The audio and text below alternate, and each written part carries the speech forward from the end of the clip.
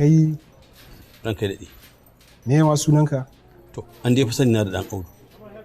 To ko ma dai ma me sunanka? Abinda nake so ka sani shine ka zo gidan nan ne jiran shari'a. Ba ka an kawo ka bane domin ka ɗaga mana hankali. Idan ka yi yunkurin ɗaga mana hankali a gidan nan zan ya mutsa ka.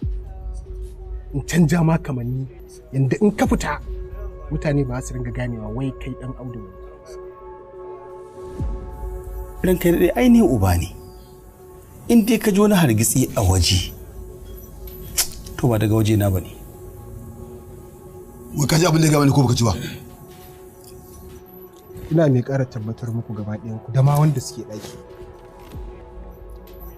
Iliya shine sarkin gidanku. Allah taimake ka.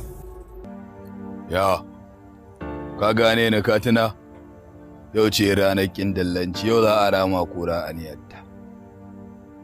Duk abin da ka yi min, Baxel, jakunan da ka sa aka lodan hana ni cin gabza da wane-wane duk sai nema wallahi. Ai sau 7 ne wallahi sa ka a Baxel. Ka ji da ke munafunci ne ka haddace. Ka ji su ma 7 ka sa aka saka ni. Duk sai na fance su yau wallahi. Dadi. Ku talan shi.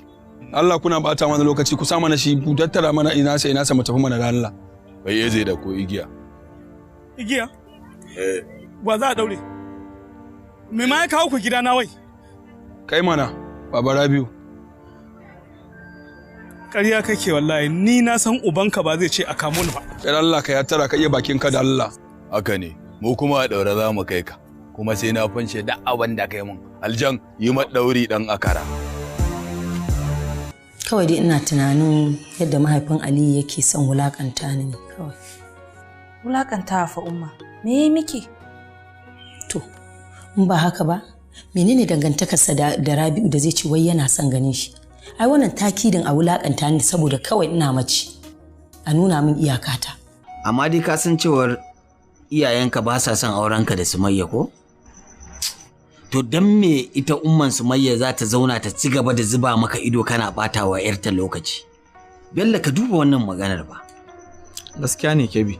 Amma Kebi kar ka manta fa yanzu gashi da matsalar nan ta taso. Still kuma wajen Lukman din aka dawo. To ai shine gara. Shi yasa suka tuno da shi. Gara fa kace.